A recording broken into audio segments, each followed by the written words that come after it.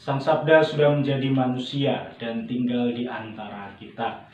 Sahabat Sabda Hidup yang terkasih, jumpa kembali bersama saya, Frater Anton, calon imam Keuskupan Palangkaraya.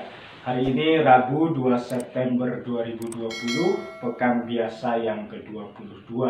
Perenungan kita hari ini diambil dari Injil Lukas bab 4 ayat 38 sampai 44. Mari kita siapkan hati dan pikiran kita untuk mendengarkan dan merenungkan sabda Tuhan. Dan nama Bapa dan Putra dan Roh Kudus. Amin.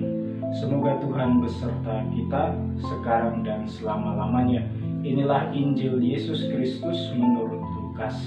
Dimuliakanlah Tuhan.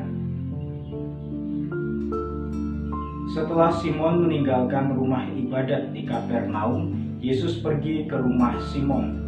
Adapun ibu mertua Simon sakit demam keras dan mereka minta kepada Yesus supaya menolong dia. Maka Yesus berdiri di sisi wanita itu lalu menghardik demamnya. Segera penyakit itu meninggalkan dia.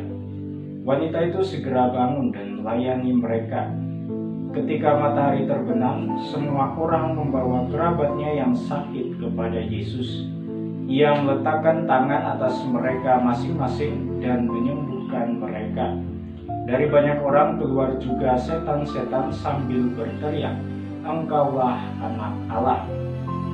Tetapi dengan keras Yesus melarang mereka berbicara karena mereka tahu bahwa Ia Mesias.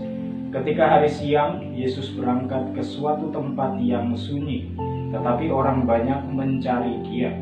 Ketika menemukannya, mereka berusaha menahan dia supaya jangan meninggalkan mereka.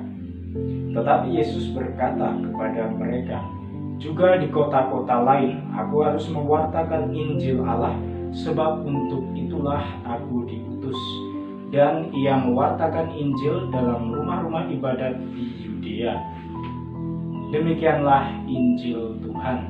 Terpujilah Kristus. Para sahabat Sabda Hidup yang terkasih, selama masa pandemi ini hal yang cukup menarik kita alami adalah dengan adanya misa streaming. Misa streaming ini menjadi solusi alternatif yang diupayakan oleh gereja agar proses peribadatan oleh umat dan juga kita sekalian dapat tetap berlangsung dengan baik. Nah, hal yang menarik di dalam misa streaming tersebut adalah kita dapat dengan mudahnya memilih dimanapun kita ingin mengikuti perayaan Ekaristi. Namun ada sisi yang kurang baik pula, yakni munculnya subjektivitas di antara kita. Ada kecenderungan umat yang ingin mengikuti perayaan Ekaristi di gereja atau keuskupan lain karena yang memimpin perayaan Ekaristi tersebut adalah romo yang cukup terkenal, romo yang cukup familiar, atau bisa juga karena perayaan Ekaristi tersebut dipimpin oleh seorang uskup misalnya. Nah, hal yang sama juga terjadi di kalangan jemaat di Korintus yang dapat kita dengarkan pula atau kita baca pula nanti di dalam bacaan yang pertama pada hari ini. Terjadi perselisihan antara jemaat dari golongan Paulus dan juga jemaat dari golongan Apolos. Mereka menjadi seperti saling mengagungkan atau mendahulukan mana yang lebih baik, apakah Paulus atau Apolos.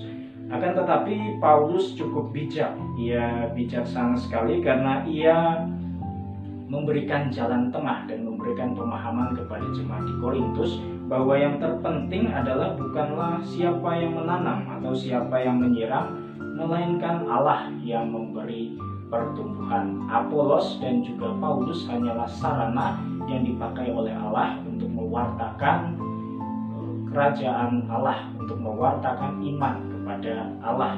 Yang terpenting adalah pengenalan akan Allah itu sendiri. Hal yang senada saya kira juga muncul di dalam bacaan Injil yang tadi juga telah kita dengarkan.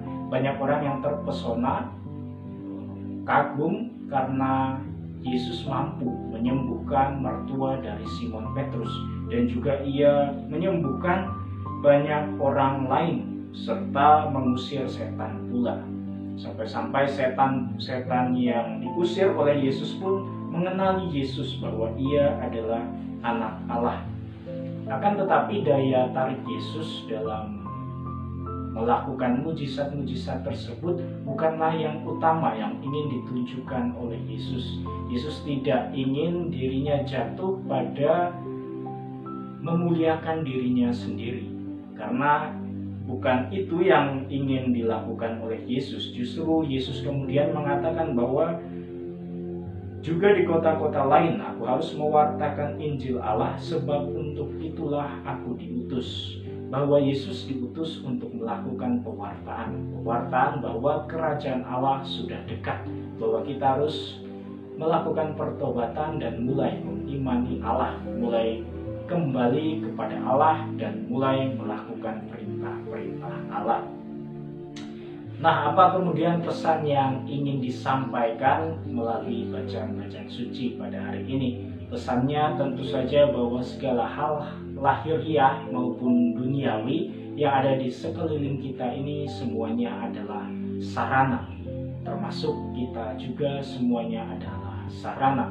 Yang terpenting kita tidak boleh berfokus pada sarana itu, tetapi kita harus memilih dengan bijak bahwa fokus utamanya adalah tujuannya, yakni Allah sendiri. Maka semoga kita pun mampu untuk senantiasa berfokus pada pewartaan akan kerajaan Allah ini. Pewartaan akan kasih Allah yang begitu besar terhadap kita umat manusia. Semoga Allah yang Maha Kuasa memberkati kita, mengampuni dosa kita, dan menghantar kita ke hidup yang kekal. Dalam nama Bapa dan Putra dan Roh Kudus. Amin.